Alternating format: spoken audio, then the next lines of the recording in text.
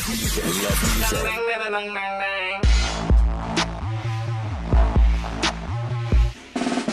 it talk. When we erupt into the room.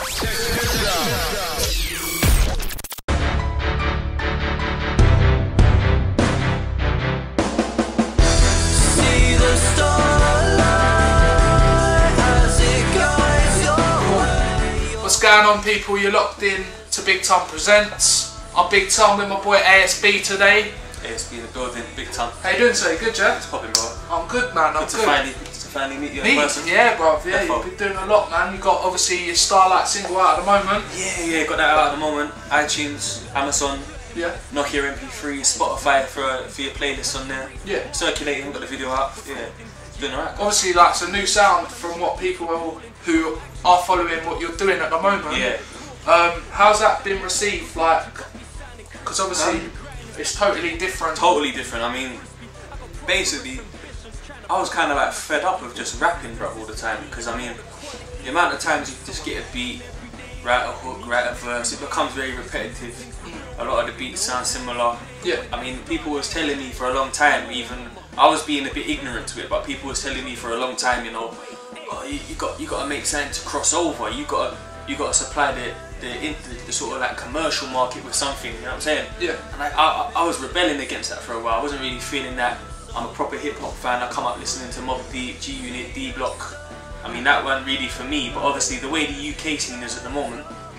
That's the stuff that's popping, and it's been genuinely good lately, to be fair. I'm very interested in that side of the industry, that side of the scene. Yeah. I'm hearing a lot of like authentic, genuine, like organic music coming from artists. So I feel like I need to take that path because I've got a lot more to offer than just spitting 16s on a hip hop beat. So that's how that come about, to be fair. Yeah, and like it's got sort of elements of all different music. Like you say, like you come from like more of like a hip hop background. Yeah. Like what other stuff are you into at the moment? Like what sort of inspired you to create that sound? Because obviously you linked up with Jonathan Horrigan. Jonathan, yeah. So like what sort of angle did he bring to that single? Well, he brought most of it to it. Like, he come to me with the he's a drum player. Okay. And he sung the hook. Right. You know what I'm saying? So obviously he come to me with what he had so far, and he's like, what do you think? Where can we go with this? I want you on this. He's telling me I made this for you. So I'm like, alright, cool. We listened to it, chilled. Straight away, I wrote the 16 in 20 minutes, the first 16, quick. Then the second one was less than a 16, so I just writ it. Yeah. But job done, do you know what I'm saying? Then we got to recording, but I mean, he brought a lot to the table as a drum player, so it's live drums used on the production. Yeah. Live guitar used. Obviously that indie feel to it, it's like a rock rap song, do you know what I'm saying? Yeah. That's not, but you're saying like, what do I grow up listening to and why did I take that sound? Yeah, sort of like what inspired you with that single, because obviously like he brought a lot production wise. Yeah. Like how did the whole sort of like Starlight, it's like a motivational piece of music, isn't it? Yeah, it was a message that we wanted to put across, because I'm feeling like I've been in the game for a while. I took a break, come back strong, put in the underground work for a good 9 months, you know what I'm saying? I think I've released like 17, 18 videos this year. Yeah, I was just about to touch on like your visuals, like you're putting out a lot of visuals and they're looking good, like they're not just ropey. Yeah, we're trying. Obviously big shout out to Link Up TV, SBTV, MCTV. Yeah, big up them guys, man. Yeah. Street Stars, everyone that's got, you know what I'm saying, everyone putting in work, cause I mean really, like outside of hip hop, I listen to hip hop like as my #1 music in life. Yeah. So I love hip hop. UK especially now, it's growing, it's blossoming. Love American hip hop still. I listen to Bashment a lot. Yeah. That's one of my main musics. So say with this new single you got out now, is it like a new direction for you, or? I believe so. Or is it just a different angle on what you're all about? I think it's both. You're going to hear more of this, or? I think you're going to hear everything that you've been hearing, plus this. Like, I think I'm going to, because obviously I can't leave. Like, I can't leave where I went with this. You know what I'm saying, where I went with this was 17 tracks for the roads, for the man them, for the ladies who love hip hop. Yeah. Like it was a hip hop CD. So I'm not just gonna go boom, okay, now we're gonna make rock music and pop music. We're not gonna do that. We're gonna carry on doing what we've been doing, but we're gonna add singles to it. I've got some really underground dark singles as well. Yeah. I'm just trying to show that, like, obviously I'm versatile and I've got a variety. Yeah, stuff definitely. to offer, so I can go in any direction. You know what I'm saying? Like obviously you've been putting in work for years now, and like before you did your hip hop stuff, you was doing your grime stuff, back and in the day. like what did This Is Me mean to you? Like, that meant exactly what the title was. This Is Me. That was my first offering. Yeah. Touch things about growing up, getting in trouble. Do you know what I'm saying? Doing stuff around the ends. About how I got into music. That CD there was like before its time, I thought as well. Because it was in 07, early 08, sorry. 08, yeah. Yeah, and that there was all UK production. I had people like Static on it, Rapid on it, Black the Ripper, Warrico, who else do we have in it? Ratchet, True Tiger, do you know what I'm saying? And you obviously, you had the buzz, like you was creating music with people who were doing well in the scene at the time. They're bigger than me, you know what I'm saying? And then, but you had the likes of, you had Westwood, and you had Logan Sama, like supporting what he was doing, do you know what I mean? Yeah, we had a lot of radio play. Yeah. We had a good single out there. Westwood was getting behind it. Big up DJ Target for that. He put me up. He introduced me to him. Good brother. For that, you know what I'm saying? So obviously at the time, I think my problem was, if I'm really honest, at the time I lost my interest in grime around all night. Okay. It was becoming the same old thing. Yeah. Politics pissed me off in the game. Yeah. Because I'm just a humble person, you know what I'm saying? I'm not really into all that. And it was like, I thought, you know, I was having writer's block at the time, but I wasn't. Yeah, what I was having was a loss of interest, you know what I'm saying? I felt like you disappeared, because obviously like that was a big CD, like people were banging that out. If you knew what grime was back in 08, like people were playing that CD, do you know what I mean? A lot of people heard of me through that. People knew you through that, yeah, and it sort of drifted off. So that was like due to like your loss of interest in the game, like grime and before music, I'm a man. First of all, I've got a family, bills to pay. I need to get fly, I need to get money. I have to do what I have to do. So obviously, at the time, my interest was in bettering my life as a person over music. Not music in general. I love music. There's nothing better than music to me, obviously. But what it was where am I going? There's no point in making music with no direction. You're just making it with no plan. I mentioned that in Starlight. We made music with no plan. Yeah. I think that's another tune, but I do mention that we made music with no plan. But now we've got it. You know what I'm saying? We've got the lane that we're travelling. Yeah. And we're just gonna keep knocking at it until people see that, you know, obviously it wasn't made. I think one thing why people you know, say, you know, ASB, they might think, is he going to be consistent again, or is he going to drop off again? No, it's consistency now to the day he might get put down, basically. We're going to keep banging out mixtapes, keep bringing singles, keep putting in groundwork, a lot of shows. Yeah. That's what I'm about right now, just keep banging away at it. So going back to your actual music, Yeah. you've been putting in a lot of work, just touching on what you've done so far. Like you've slowed down your flow, like a lot of people in the UK. Like, why do you think that transition has happened from grime to hip hop with so many artists? Or like personally for you as well, why did you make that transition? It's a good question. I think me, from like talking from my point of view, from my standpoint, I would say that for me, maturity. Okay, yeah. You know, like I'm getting older, no one's getting younger out here. I wanted to touch subjects that take a lot more detail. Right. So you can't talk about, you know, your life and certain parts of your life or certain happenings in life in a 16 bar and 140 BPM. I find that hard. Because I had a flow and a delivery that was my main thing at the time. So to take away my flow and delivery, I didn't have to up the content game. Okay, yeah. And it made more sense to slow it all down, take a breather. Because I mean, now I look back on grime and I like what people were doing, but I thought, how the hell did I used to spit like that? I can't even breathe. Yeah. You know what I'm saying? And I'm getting older. I've got a more of a mature story to tell, so I'm going to take my time and do it properly. And seems like it's more like people are more keyed on to making songs now. Yeah. Like when it was grime, it was about being in a scene. It wasn't spitting like, bars, going hard. Basically, going ham. But you want to portray you, ASB, within the music industry. I mean, I think that's important to still go hard. That's what the mixtape's for. Go hard, make a tune with no fucking hook, batter it. Do you know what I'm saying? That's what Gigs did. Popped off for him. That's probably his biggest song to date. Do you know what I'm saying? Not song, but track. Now for me, the structure of music's a beautiful thing as well. To have a hook, a bridge, the verses, the way the beat will change at a certain point. That's what makes music rather than just a song. Like you're making a song that, and I think you see people like Tiny Temper with Pass Out. The structure of that song's great. Do you know what I'm saying? And it popped off. and everyone's inspired by things like that, and we want to do that. Do you know what I'm saying, in our own way. Yeah, that's what I think it is as well. That's why people changed that from just spitting bars. Do you know what I'm saying? Obviously, like you've been, like I said before, with like putting out videos. You've been busy this year. Yeah. You've been putting in a lot of work.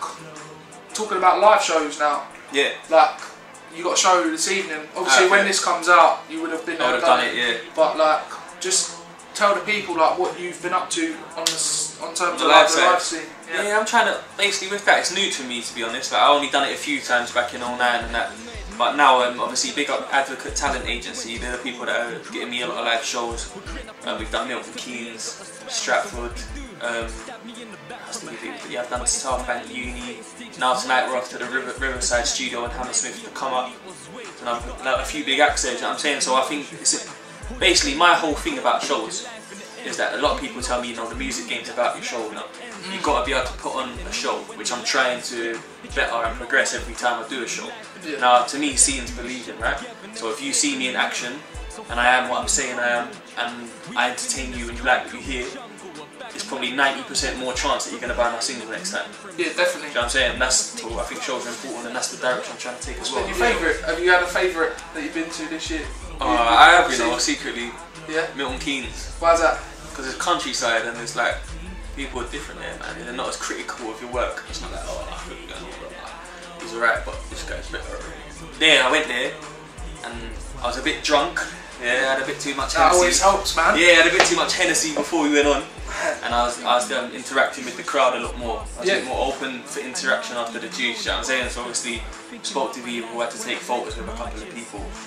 And you know, people was just genuinely interested in what I was doing. Where can we find you online? Where can we get the single? That was a good show, I had fun. Yeah, we had fun up there still. But all the shows are great anyway. Yeah. It's just nice to be able to let more people hear what I'm doing. Definitely. Yeah, cool, man. Obviously, you released your mixtape. Yeah. It's out now. Motion Picture Music. Motion Picture Music. Goodtapes.co.uk. Yeah, go and download that. It's a good body of work. How do you think that's helped to obviously get your name back out there? Like, obviously releasing something, you're going to get your name back out there, but like, what shone on that CD that didn't on others, or do you get what I'm saying? Yeah, I mean, it's a hard question, because I think one thing that did show me that it is quite a good body of work is that when I would go places, people would always have a different favourite, which is always a good thing. I mean, I put out 17 tracks for free. I mean, I think I'm up to nearly 5,000 downloads on that CD. That's a good look, man. And we've already put about almost 1,000 hard copies out there for free as well. I paid for 1,000 hard copies, and if you see me and you holler at me, I'll give you that for free. I obviously thought, like, as well, like something that made it unique is obviously the concept behind it. Yeah. I think Ludacris done something similar, like a cinema album, but obviously you're going with the motion picture. You actually took clips. Yeah. Do you get what I'm saying? What he did was good. Yeah. Someone told me about that after this. Oh really? Yeah, a Ludacris fan that I'm cool with. Okay. My brother. Yeah. You know what I'm saying? My brother was like, this album, and he showed me the album, and he went with but he had like celebrities on his thing doing like live intros for his CD. Yeah, I think narrating his songs. Yeah, his album was more as well. Like every track was a film. Yeah, it was the movie. Yeah, Spike Lee on an intro of talking about Ludacris. Yeah, that was a big CD. I checked it out. I heard a lot of the song, but I was unaware of the concept. But even still, it's totally different. But it's like mine was more. I'm a film fan. Like, I love films. You know what I'm saying? Yeah. And every film that I was interested in, like I worked with the song, we kind of just chopped it out, put it in, and it gave me an angle to work with as well. Because obviously writing about nothing. You need stuff to write about. You know what I'm saying? I think also, like, personally, from like what I like as well, like music concept albums are probably the best albums. Like today, like if there's a concept between a whole body of work that makes it connected, like I think that works, and I think like what you've done there is like exactly that, isn't it? It's unique as well. Like not many people in the UK are doing that. So yeah, a lot of people are banging out 15 songs freestyle, put it together. Yeah. My man can host it, boom, bomb on every song, drop it down. Long and hard, that's good. Yeah, man. we worked hard on that. I think, well, we're at the end of like 2011 now. That's it. It's been a good year for you, I think, personally. Yeah, got a lot of visuals out. Seem to have got your buzz back around your music as well. Yeah, we're gonna keep pushing that. Solid mixtape out.